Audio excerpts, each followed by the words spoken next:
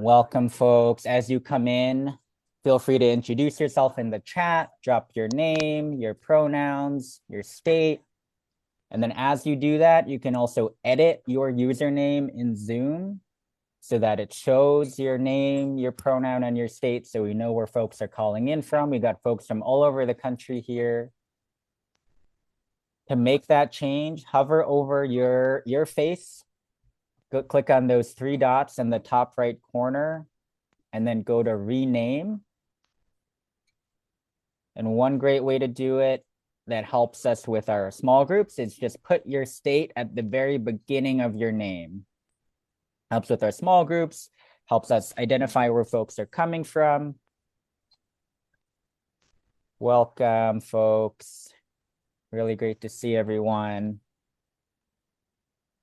Welcome, Jason. Welcome, Kelly. Welcome, Mr. Blackwell. Welcome, Donna. Welcome, Susan. Welcome, Gwen. Welcome, Joe. Good to see folks here. As you're coming in, drop in your name, your state, your pronouns in the chat. Please edit your username to show your name, state, and pronouns. To do that, just hover over your face, go to the little dots in the corner, click rename. And when you do that, just put your state at the very front. And if this is your first time here or your first time with an NVMA gathering, let us know. Drop that in the chat. We'd love to welcome you and connect you with folks in your area. Welcome, Kathy. Welcome, Susan. Welcome, Moose. Welcome, Sev. Welcome, Nijmi. Hey, all. Really good to see folks here. Excited for this discussion today. Please share your name, your pronouns, and your state in the chat. Edit your username on Zoom so that we know where folks are coming from. To do that, hover over your face, click on the three dots, and change your name to include your state and your pronouns. If you're in a watch party, it's great to list the people who are there with you in that name as well, so we know who all is here in the room with us. Really cool to see watch parties, folks coming together in person to watch Saturday School and take in Saturday School. Welcome, folks. We'll give another maybe minute or two to let folks come in. Feel free to introduce yourself in the chat, say hi, reconnect. If you're new, let us know, drop that in the chat as well. It's really great to see new folks here, and we'd love to connect you to people in your state.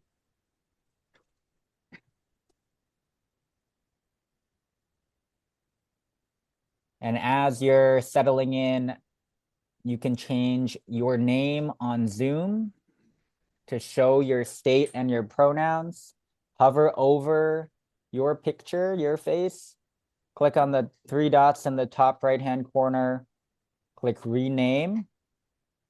And it's great if people can put their state at the very beginning and then their name and pronouns, so we see where folks are coming in from. So awesome to see so many people here with us today. Continue to drop those welcomes in the chat, drop those introductions in the chat.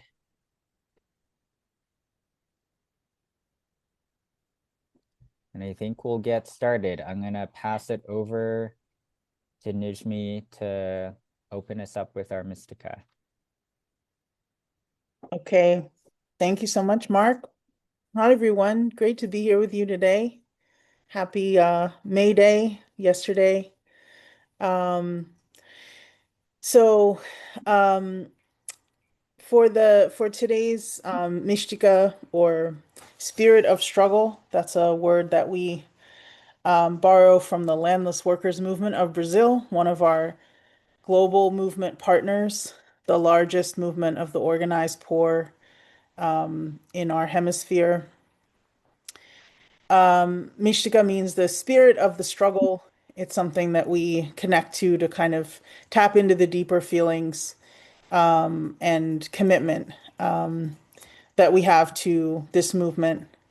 And today, it's actually going to be in two parts, two really short video clips, actually, of a scholar that I just, found this clip. I don't know this person. His name is Dr. Joshua Crutchfield. He's associated with Northwestern University. But I appreciated in these clips how he is talking about the survival programs of the Black Panther Party. And today's Saturday School is about projects of survival. So listen out there for the echo, right? The Black Panther Party talked about survival programs, and there's a reason why they did. And so we're going to try to learn from a little bit of that history because it is part of our history and legacy that we call on for projects of survival. So there's a real clear kind of lineage here that we're drawing on. Thank you, Mike Thor, for doing tech for us today. And you can just go ahead and play these two clips. Thank you. Today, we're asking new questions. Why did the Black Panther Party invest so much energy into free breakfast programs, free health clinics, and other community services? And why did the federal government consider these programs a threat? To answer that, we have to focus on the Panthers' political strategy. And we have to understand the survival programs as the Panthers putting theory into practice. Scholar Paul Okibulon, in his book, Survival Pending Revolution, puts it this way. The party would organize these survival programs to educate the community about the contradictions in a capitalist society between rich and poor. The Panthers wanted to point out that they were serving the needs of the people with limited resources, while the government was doing nothing to alleviate the distress of hungry school children. This framing matters because it shifts us away from seeing these programs as merely community service or a retreat from their radical politics.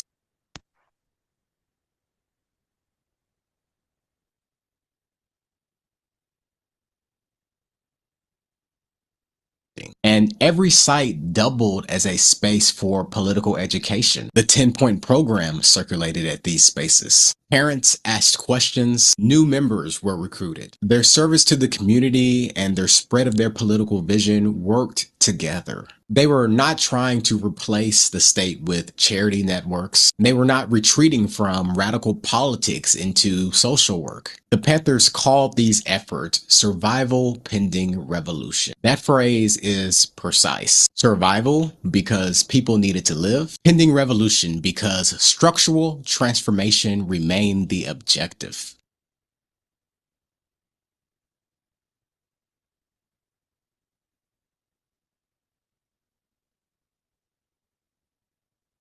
I guess I'm on, if I'm heard. Yeah, we can hear you, Tony. Thank you. Already just checking. Goals. No, number one, understand the history of projects of survival and the legacy of the practice. Number two, get clear on why the Nonviolent Medicaid Army carries out projects of survival. And number three, understand how we relate to mutual aid programs.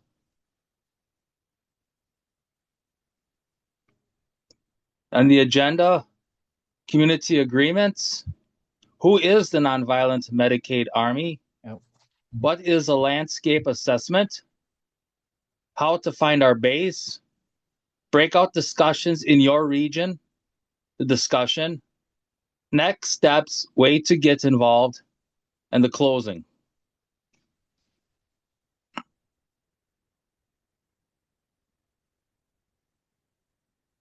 The Nonviolent Medicaid Army Community Agreements. The Platinum Rule. Treat others the way they want to be treated, not just the way you want to be treated. One mic. Only one person should speak at a time. Assume positive intent and take care of impact. Not everyone comes in with the same set of experiences and knowledge, so assume that people have good intent. Also be accountable for the impact of your actions and words as well. Move up, move back. If you feel you are speaking a lot, make space for others to speak. And if you find yourself not talking, try to contribute some comments, ideas, or suggestions. Respect each other's time. Please come back on time from breaks and refrain from speaking in long monologues. No one knows everything. Together, we know a lot. This agreement asks that we all practice being humble and look for what we have to learn from each other person in the room. It asks us to share what we know as well as our questions so that others may learn from us. We are all responsible for the success of the space. In contrast to how we experience ruling class education as a product to be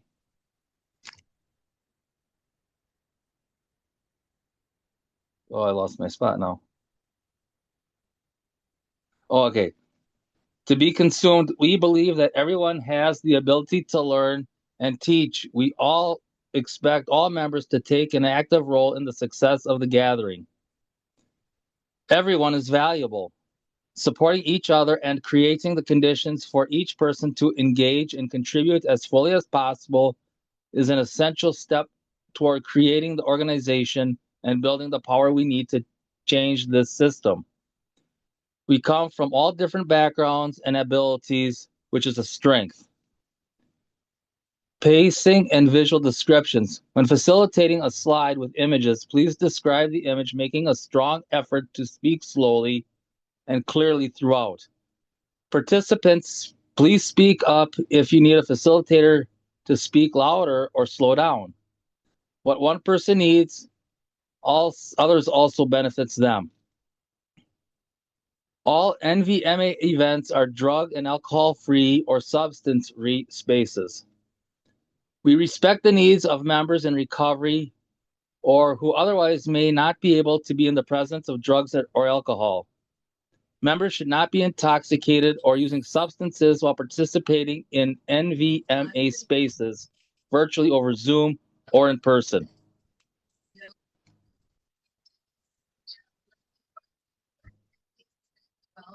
Thank you so much, Tony. The full community agreements are in the chat if folks want to take a look there. And I'll pass it to Donna. Everybody, Nonviolent Medicaid Army of the Poor is a growing political independent force of the poor and dispossessed, united across entities, regions, races, and issues. Modeled after MLK's Nonviolent Army of the Poor from the Poor People's Campaign of 1968.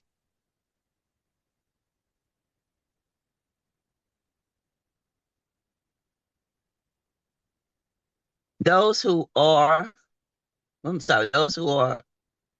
or excluded from Medicaid represents the diversity of the entire working class and are impacted by every single front of the struggle, whether it's housing, living wages, food, education, debt, migration, incarceration. The fight for Medicaid is a common to the North and the South.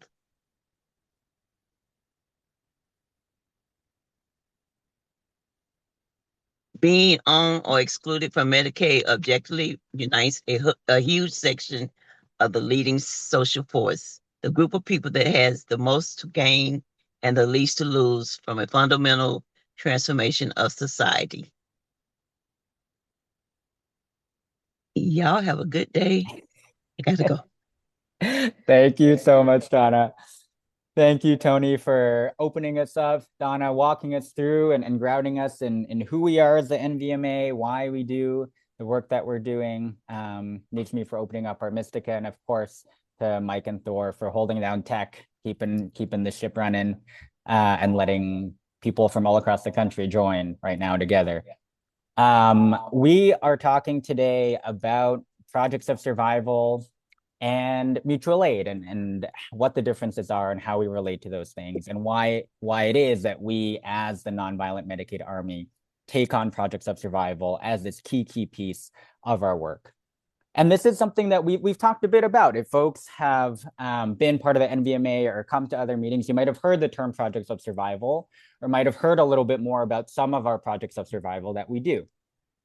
Folks might have come to our national call a couple months ago, where we talked about people's clinics specifically. If you're at that call, feel free to throw up a hand or drop it in the chat, because a lot of folks I know have heard that call and heard some of us talk about people's clinics before. So we wanted to just quickly remind folks what we've talked about before, and then go even deeper as we think more about why we do people's clinics, why we do projects of survival.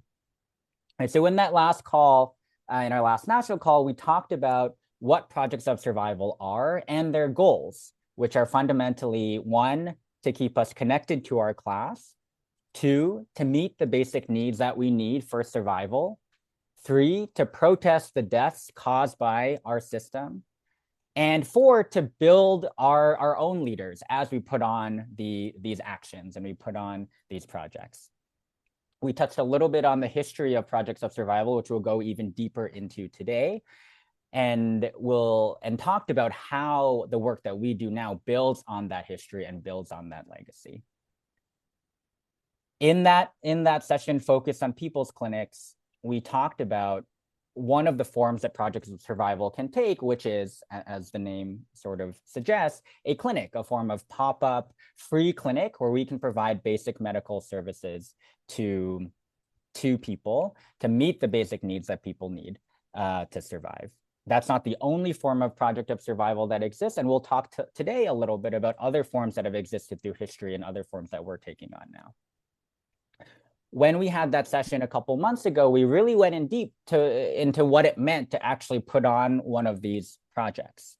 And I think through that, we were able to really get into how these projects are not just about providing services, but connecting, as we said, connecting deeper to our base, which means deciding where we go, who we're trying to meet, what activities we provide. All of that is part of that planning. And a lot of that planning actually comes from doing the work of a landscape assessment, which we actually just learned about last month at our last Saturday school. And so that process of putting on a people's clinic is a process of understanding our base, knowing where to go, and a process of developing ourselves as leaders and putting on that work. We also talked a little bit in that last session about what it means to build a rhythm, build a militant discipline around coming back to a place again and again and building consistency through that. So these are all the features of people's clinics that we talked about in that last session. We wanted to bring back into the space today to have in our minds as we think about why we do these projects of survival, why they matter, and how they fit into the work that we do. So if folks didn't get a chance to listen to that recording, or attend that session, recommend folks to find the recording. It's on our YouTube page. We can drop the link in the chat as well. But it's a really great session about people's clinics as a specific form of projects of survival that really digs into some of the principles that we're going to expand on and deepen further in our discussion today. Cool. Okay, you can go to the next slide. Great. Thank you, Mike. And so one of the things that came out of that last session that we had on people's clinics that I think will serve as a way to launch into more of our content today is this thing that Harrison said at that session, which is that our theory of change determines who we organize and how we conduct our campaigns. I'll say that again. Our theory of change determines who we organize and how we conduct our campaigns, right? So when we think about what we do, who we're trying to meet, how we're trying to make the change that we want to make, that comes back to our theory of change. So I wanted to just talk through what that means when we say theory of change using this diagram. So we know, starting at number 1, moving left to right, we know, I think, in our lives, in our everyday experiences, that we are facing these interlocking evils of systemic racism, militarism, poverty, and environmental destruction.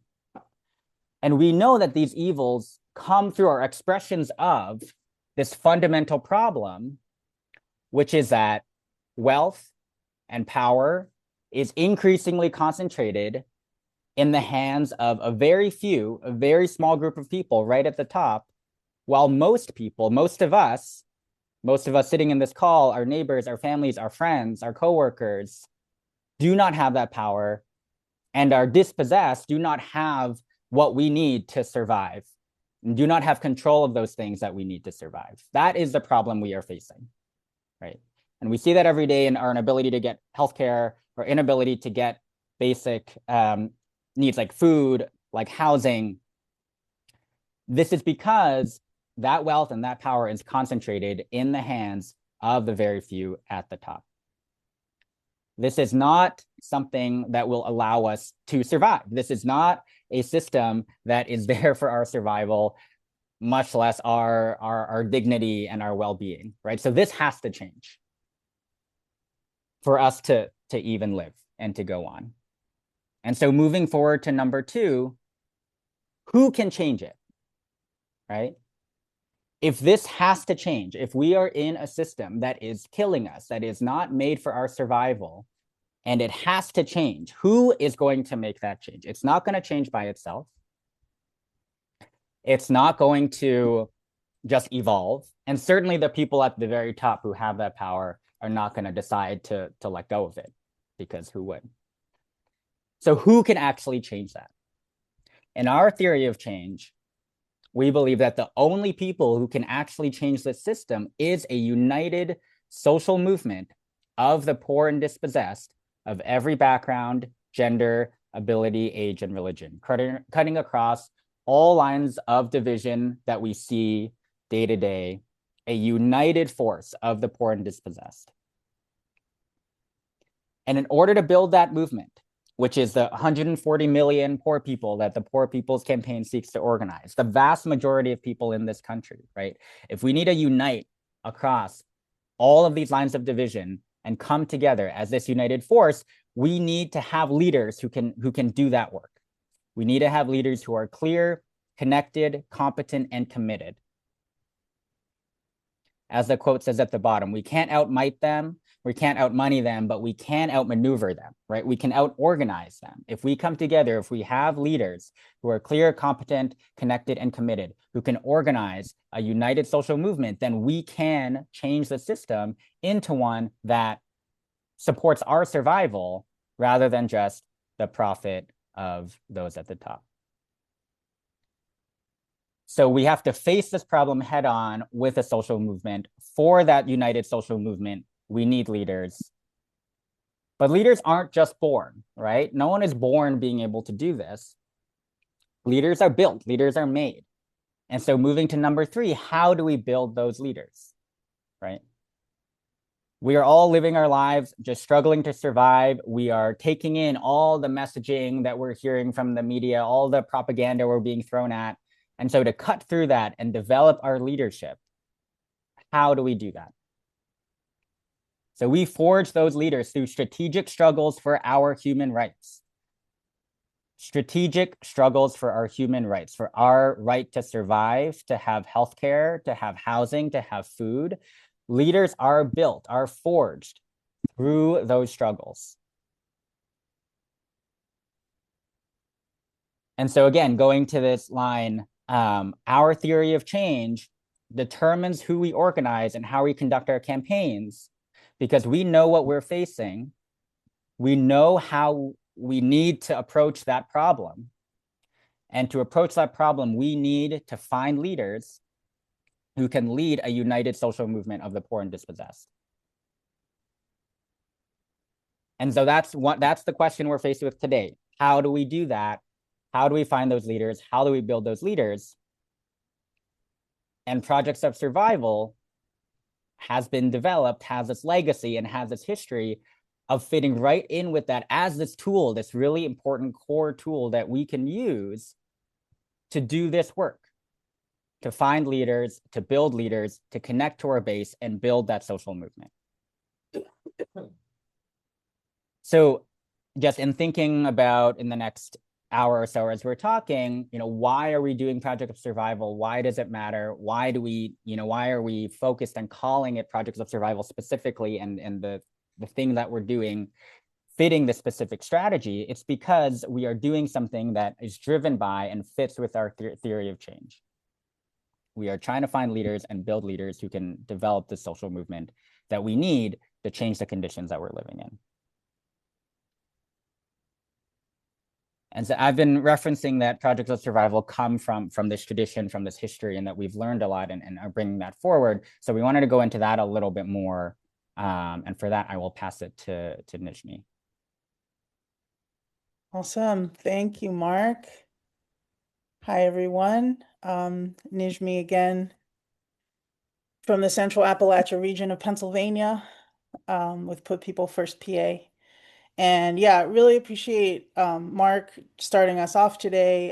Appreciate Tony from Wisconsin taking us through our agenda, community agreements. Appreciate Donna from Texas taking us through who is the Nonviolent Medicaid Army, and everything you just shared as well, Mark, on our theory of change. So we want to go back into history, right? Because there's a history to what we're doing today, We aren't the first people to come up with projects of survival. We're not the first people to be organizing and uniting the poor across lines of division. We are picking up on and continuing a critical legacy that is a part of this country's history. And with so much focus this year in particular on the 250th anniversary of the founding of the United States, it's incredibly important to look back at the history of our movement, right? The movement to abolish poverty, the movement to unite the poor and dispossessed across all lines of division. Because when we look back at that history, we also find projects of survival. So, two historical movements that we look to very much. One is the Underground Railroad of the abolitionist movement, the movement to end slavery.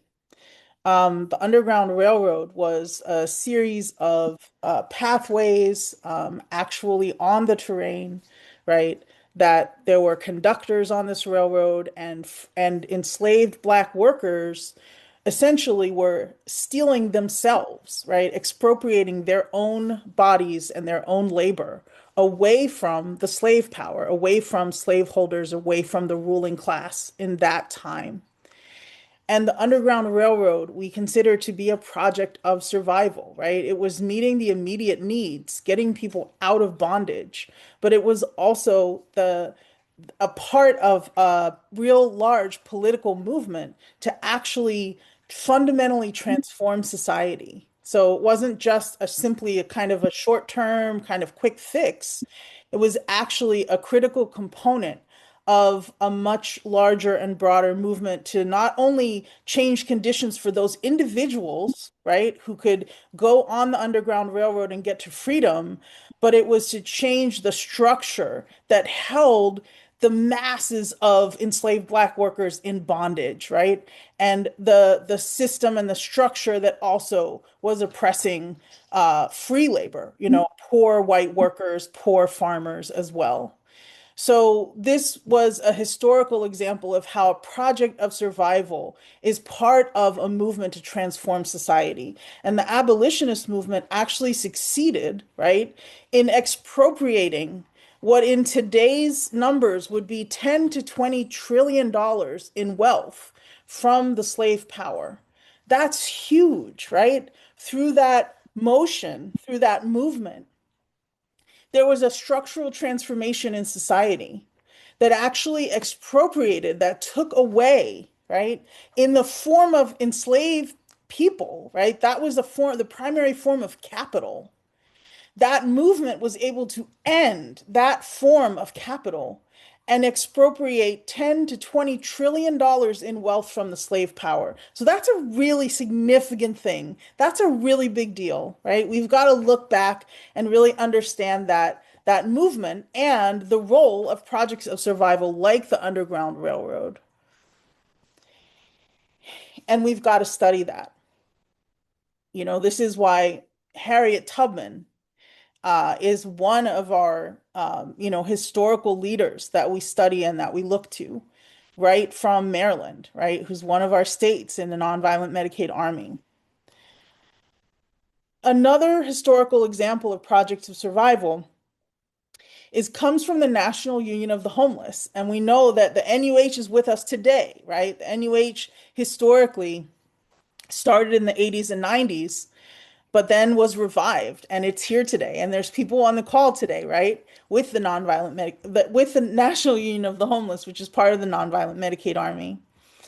And this history involves housing takeovers, synchronized housing takeovers.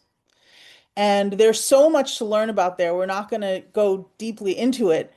But this was a project of survival, right? The National Union of the Homeless doing these synchronized takeovers in the 80s and 90s knew that simply taking over houses was not going to be ultimately a solution, but it was meeting people's needs, right? It was turning what folks were already doing, which was having to go into houses, empty houses, just to survive the winter. Taking that, politicizing it, and making it an entry point into a larger movement for fundamental change, for structural change in society, to actually end the conditions that continue to produce homelessness. So these are two historical examples of projects of survival that we look to, that we study, that we learn from, that we draw on, and that go and connect really tightly to our theory of change. So again, to this point, there's a reason that we use this word, and that's a big part of what we want to help collectively understand today.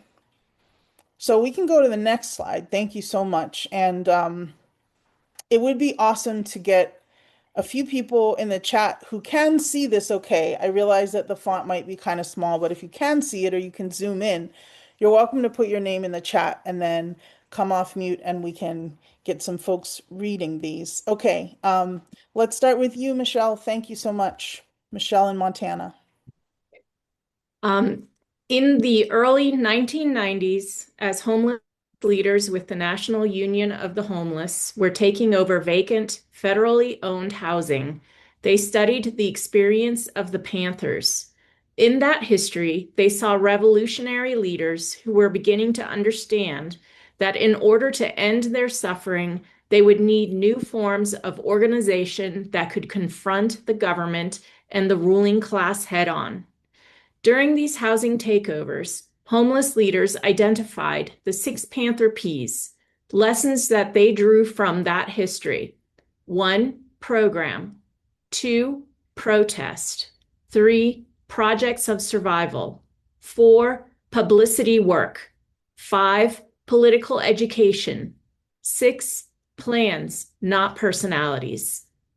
These organizing cornerstones, they explained, were inseparable from one another. There needed to be a political program, a vision and set of values that was built through direct action, strong communications, political education, leadership development, and a politicized and militant form of mutual aid that the Homeless Union called Projects of Survival. They explained, Thank you so much, Michelle. Thank you. And let's go to the next one. And E, you can pick it up. Our organizing attracts people on the basis of their immediate needs: food, housing, childcare, etc. Activities like tent cities and housing takeovers are designed to meet people's needs and build organization in the process. As we come together to meet our common needs, opportunities for political education and other key elements arise. We have tremendous strength by virtue of addressing the problems which people are struggling with day to day. However, we don't just try to meet people's individual needs. We use that struggle to fight for everyone's needs to be met. Thank you, E. Thank you so much. Next, we can go to Kia. We have found in their history the 6 Ps around which the Panthers were organized. They are 1. Program, 2. Protests, 3. Projects of survival, 4. Press work, 5. Political education, 6. Plans, not personalities.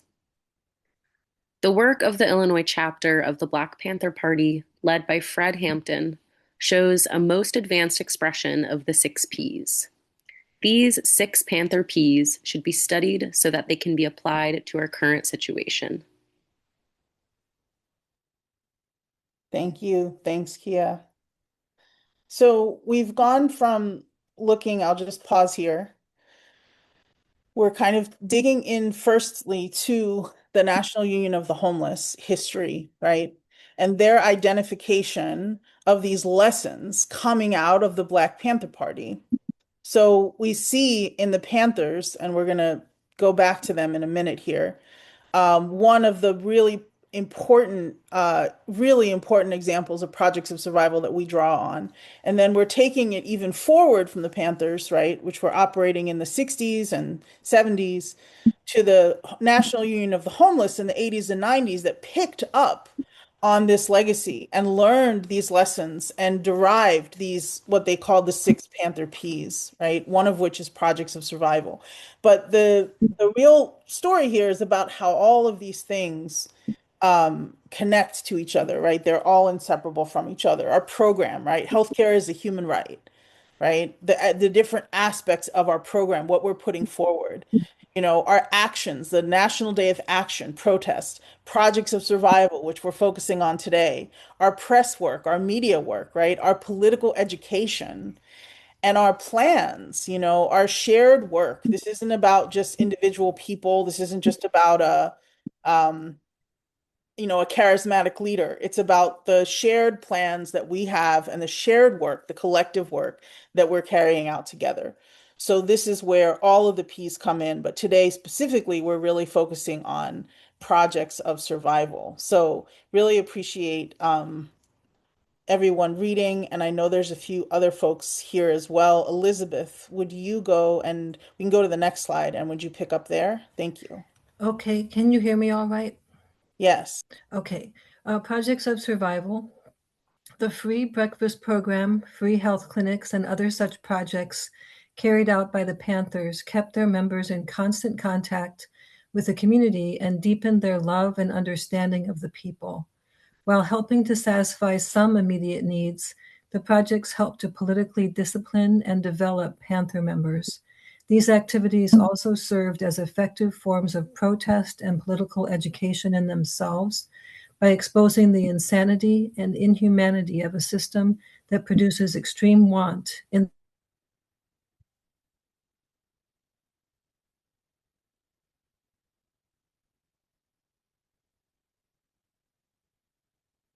extreme wealth. Thank you. Thank you, Elizabeth. Okay. And then let's go to the next one, and we'll go to Ellen in Vermont. Thank you. All these programs satisfy the deep needs of the community, but they are not solutions to our problems. That is why we call them survival programs, meaning survival pending revolution. We say that the survival program of the Black Panther Party is like a survival kit of a sailor stranded on a raft. It helps him to sustain himself until he can get completely out of that situation. So the survival programs are no more answers or solutions, but they will help us to organize the community around a true analysis and understanding of their situation. When consciousness and understanding is raised to a high level, then the community will seize the time and deliver themselves from the boot of their oppressors. Huey P. Newton. Thanks, Ellen. Thank you. And thank you so much to other folks who offered to read, Mr. Love, Mike, Joe. We'll try to get you in at some point here. Really appreciate this.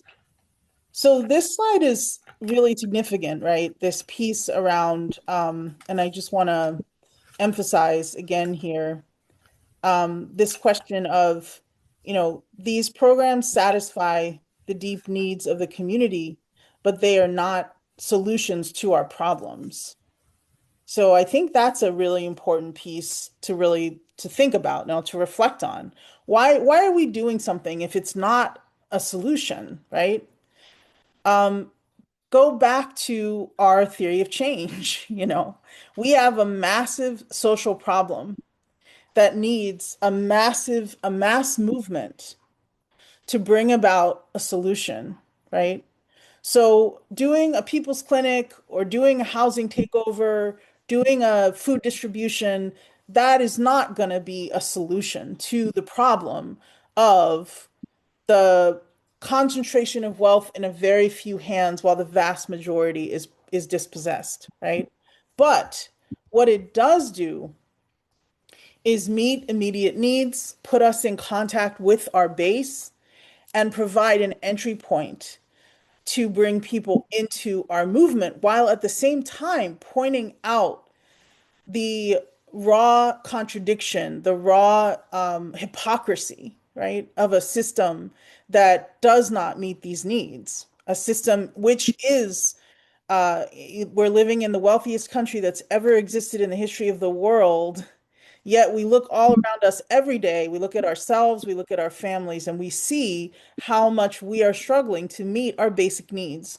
That, in and of itself, can be brought out through a project of survival. And that's very important, right? So, projects of survival are not the solution, but they are a very, very important tactic that helps us to identify, develop, unite leaders, and to meet immediate needs. So lastly here, we'll go to the next one, and there's just a couple more points that I would like to make. So sometimes when we talk about projects of survival, and again, I think today, right, drawing on the history here, right, this history of the abolitionist movement, the history of the National Union of the Homeless, the history of the Black Panthers, who talked about survival programs, right? And you heard Huey P. Newton's words just before, like describing the understanding behind this, the understanding, right, of what these survival programs or what we call projects of survival really are. And sometimes when we talk about this, right, because people are generally speaking just kind of more familiar with the term mutual aid. It's something that's kind of out there. People have heard of it. It's estimated that there's something like 50,000 mutual aid projects happening across this country right now. So it is understandable that people have kind of heard of that term. And sometimes there's this question of kind of like, well, why do we have a separate term? What's the point of that? What's the big deal? Like, isn't it just the same thing? And I would say that we are doing this, we're kind of doing this education, we're studying this history so that we understand that there is some really important distinctions here. It's not about saying that one is wrong and one is right. It's just saying that they're different things, right? Like for instance, there's a difference between cereal and soup, right? It's not the same thing. It looks kind of similar, like it's something in a bowl, it's in liquid, there's stuff in the liquid.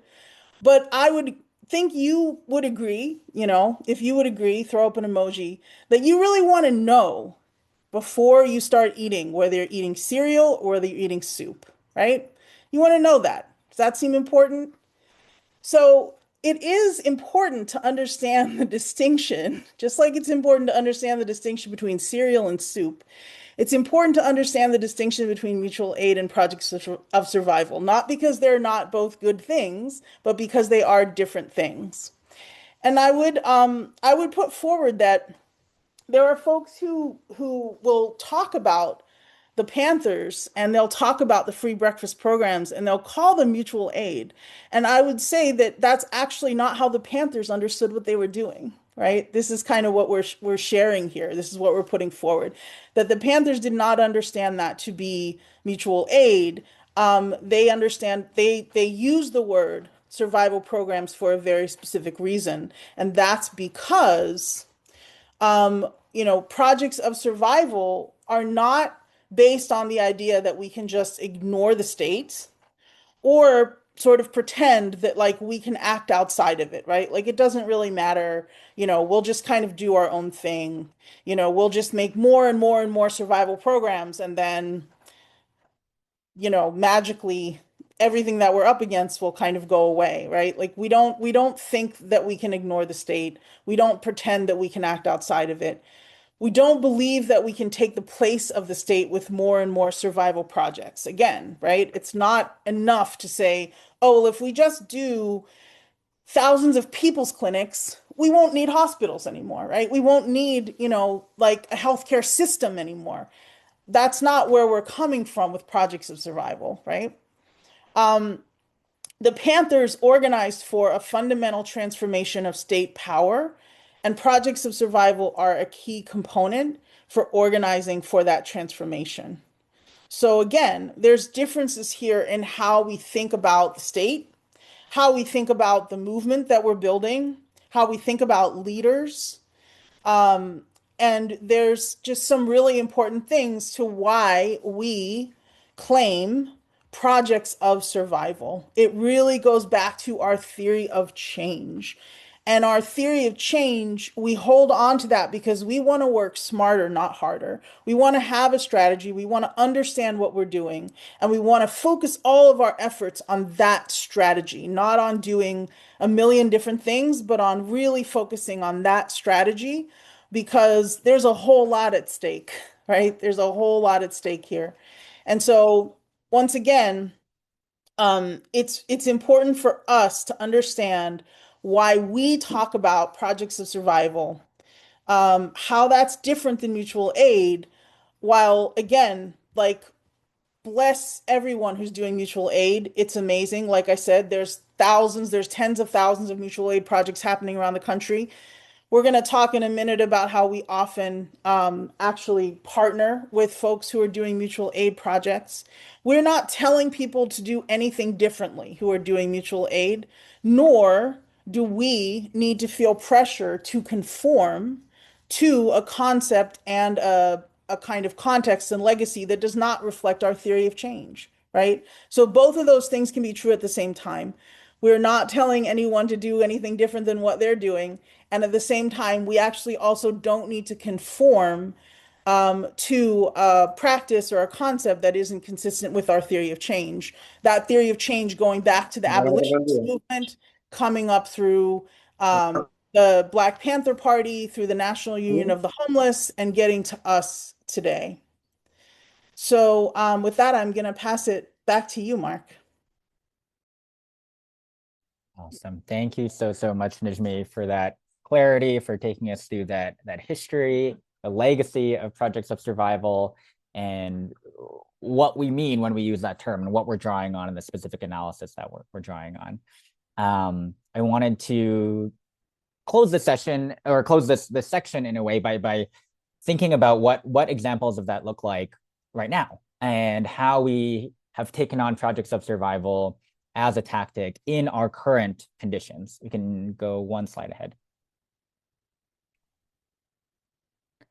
And so coming back again to our theory of change, right, which is that we have this fundamental problem of society that we are trying to change, that a system that is killing us, and we need to find a way to build leaders to create a movement to make that change. Well, we've seen an expression of that in the last couple years with cuts to Medicaid under Biden and again under Trump, with cuts to SNAP, with SNAP work requirements that are going into place.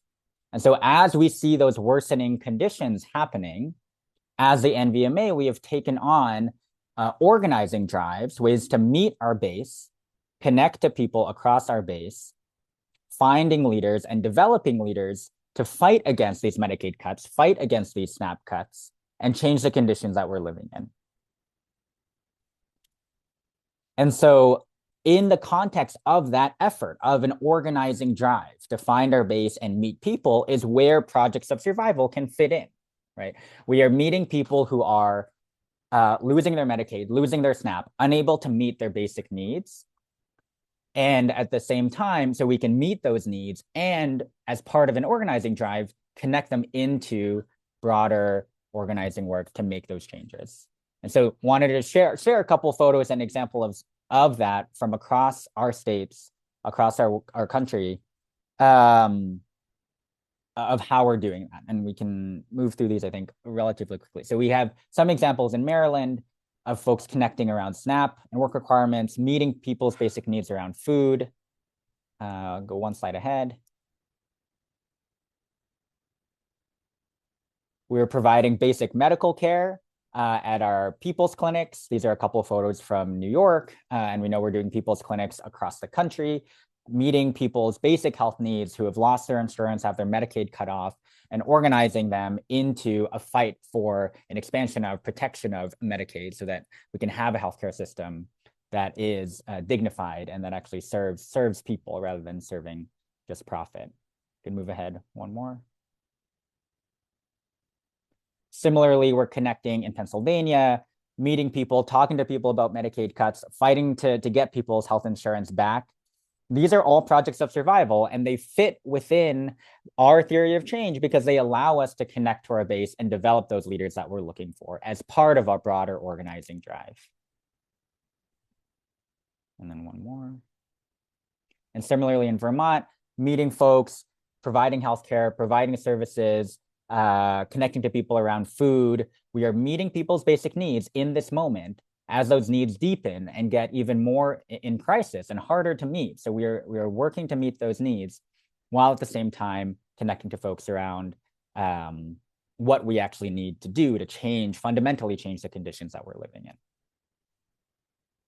So just some examples of how this has looked for us now, drawing on that legacy, drawing on that history, and how projects of survival don't stand in isolation, but are part of our work through organizing drives and through building our base.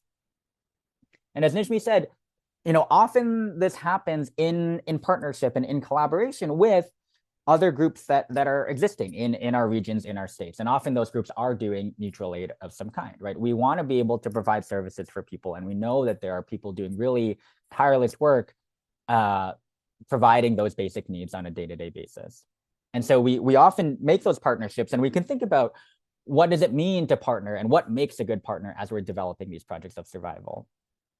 And so we are often looking for people who just back one slide. We're looking for people who can meet those needs of the poor and dispossessed of our base in places that we're trying to organize. And again, thinking back to our landscape assessments that we learned about last month, we can learn where people are connected, where our base is, and finding partners that are already there and building those connections. We're looking for folks who maybe we already have some connection to. Maybe our members are connected to, have gotten services from, or have worked with, and people who are open and understanding of our work and what we do, and the reason that we do projects of survival, and our analysis and our strategy. And then finally, I think we are looking for partners who are not tied to other profiteers that we are actively fighting against, right? We're looking for folks who similarly are independent from those who are trying to kill us and trying to profit from us. And so just a couple points in terms of as we put on these projects of survival, as we do this work in our states, who are the partners that we are looking for? And I'm going to talk and hear some examples of what that has looked like from a couple different states. So we can go to the next slide, and I'll turn it over to Kia. Hey everyone, my name is Kia. I'm in Vermont, part of the Vermont Workers Center.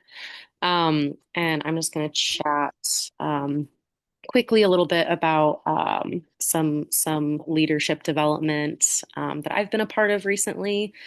So I am a member of the Young Organizers Survival Corps, which is organized by the Kairos Center out of New York City. It's a 6-month program for young organizers. I've only been doing this work for about 1.5 years now, so still feel very new.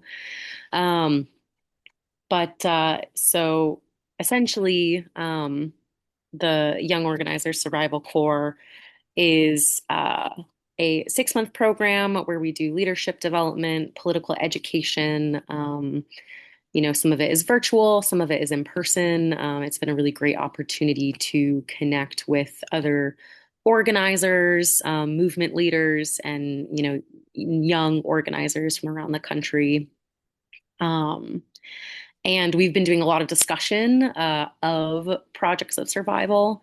Actually, the sort of boot camp that I participated in the beginning of this program, a large chunk of that was really dedicated to exploring projects of survival. The Cairo Center has this great report called A Matter of Survival, where they did really in-depth case studies, actually looking at survival organizing that came out of the pandemic.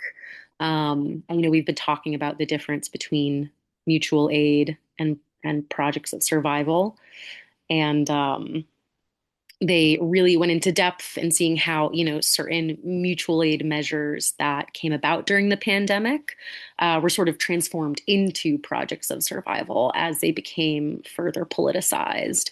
And as people really started to see, yes, mutual aid is great and we're helping one another, but it's really exposing the deeper cracks in our system. And, not only do we need to engage in mutual aid, but we need to also engage in political education in order to bring about, these larger systemic changes. So in terms of my own understanding of projects of survival, I think this program has really taught me that, projects of survival, yes, it's about addressing our material physical needs, but it can also include and needs to include meeting our collective material needs as well as our emotional needs, our social and spiritual needs. And that sort of helped deepen my understanding of what this work can look like.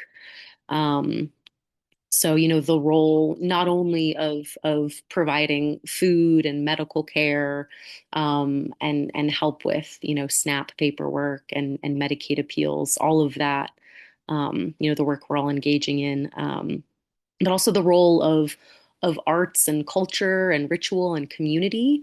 So how a project of survival can also include,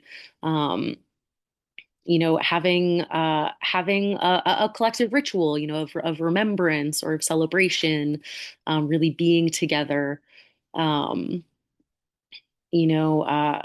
singing together, how that can also really help sustain us and nourish us.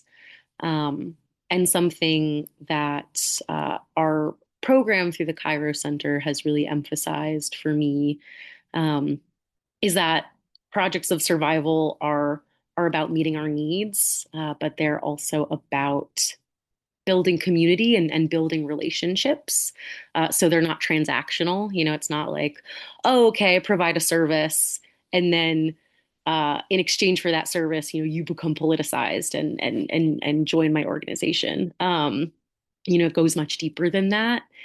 And the politicizing doesn't always happen right away. It can happen through, again, meeting with someone over and over again. That's why the consistency of these projects are so important, because you want to see people, ideally, multiple times, and really develop that relationship with one another and relationship with folks in our base, because that's what's gonna build our movement and build, again, yeah, Susan, build love and trust and these kind of networks of really deep care. And that building of relationship and trust is so important, because this work is hard. And it's especially hard, as all of us know, for the people who are most harmed by these systems and most directly impacted. This system is designed to exhaust us. At the best, at the best, it's designed to exhaust us. It's also really designed, to enact violence and harm. And so, I think to me that difference between mutual aid and survival organizing in these projects is really about, you know, again, not just helping someone out one time, but developing this really deep, strong system of care through, material needs and also our emotional needs, because we're human beings. We need to eat and we need shelter, but we also need connection. Beautiful. Thank you so much, Kia. That was awesome. Thank you. Really appreciate that. Show some love for Kia, who's part of the Young Organizers Survival Corps. There's a few folks from the Young Organizers Survival Corps that have been part of the NVMA delegation on our call today. So appreciate you all very much. And we'll go to Jillian next in New York. Thanks, Najmi, and thank you, Kia. Hello, everyone. My name is Jillian. I use they, them pronouns, and I organize with the NVMA in New York City. I just wanted to talk a little bit about what our projects of survival look like in New York City. And lately, that has been taking the form of people's clinics. A big place that we've been partnered with lately has been the Tompkins Square Park food distribution site in the East Village. And since November or so, we've been working with this group, and they've given us a location to kind of have a table at the end of their food distro line. And it doesn't take many people to run a people's clinic. There's usually between 2 and 3 of us. Today there were 5. That was excellent. But we show up with our signs and our shirts. We lately have been centered around SNAP organizing and discussing the work requirements that have come out of the Trump administration and walking folks through the medical exemptions that a lot of people aren't aware of. So at our tables, we have flyers that kind of walk through the SNAP work requirements. And we also have little sheets that talk about the NVMA, who we are, what we do. And we always have plenty of copies to share with folks. We also have included like little personal hygiene packets. So little Ziploc bags that have things like masks, tissues, Band-Aids, little individually wrapped packets of Tylenol. And we actually try to adapt these little care packages with the season. So in the winter, we were including things like hand warmers. And this time around, now that it's, allergy season and it's springtime, we've got tissues. Maybe we'll start adding allergy medicine too. Someone actually mentioned that in the food distro line today. And it's always just nice to hear feedback like that too, so we can adapt to our community needs. But it has been a great tool for base building, because as we are connecting with folks who are moving through the food distro line, we are also having conversations, organizing conversations. A lot of the time, it's as simple as just asking, do you have health coverage? What has your experience been like navigating the healthcare system in New York, whether they have Medicaid or Metro Health Plus? It's been a great way to kind of encourage folks to share their stories, which for a lot of people is empowering. We talk in these spaces about like being up against rugged individualism, and in a place like New York City, especially, if it can be very isolating. Everyone's just doing what they can to survive, and we're all like locked into our own individual struggles.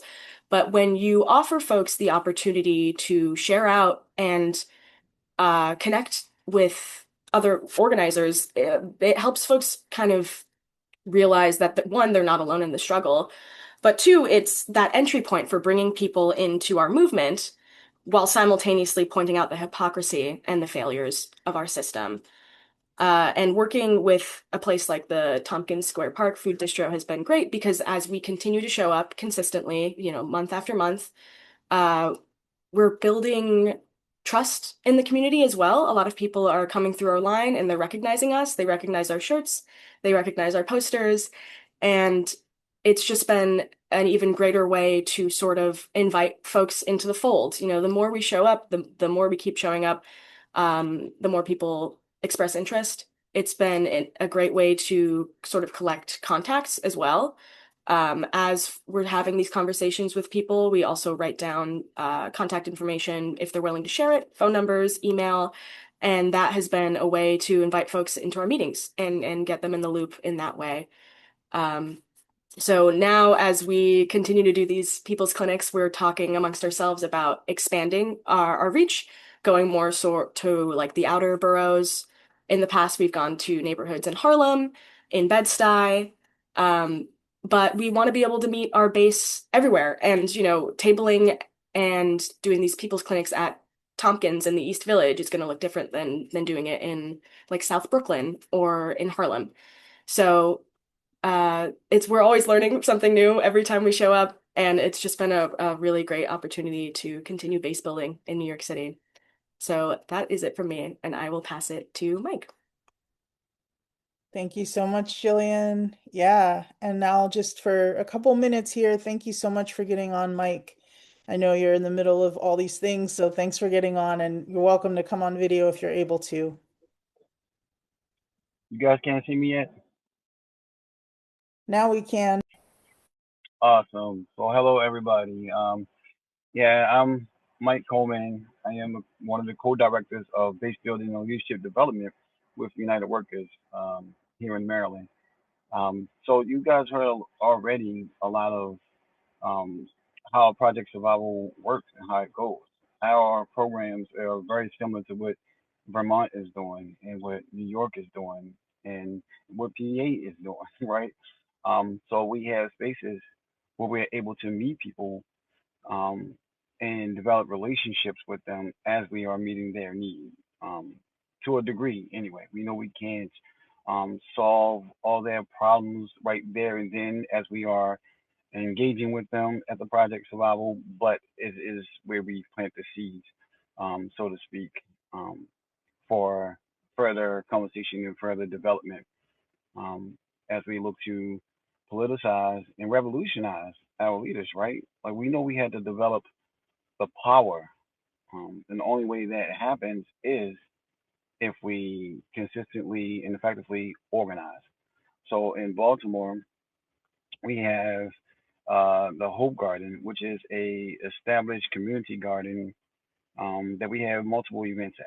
We just recently had a meeting there, a gathering, I should say, an event at the Hope Garden that was really put on by the Baltimore Teachers Union.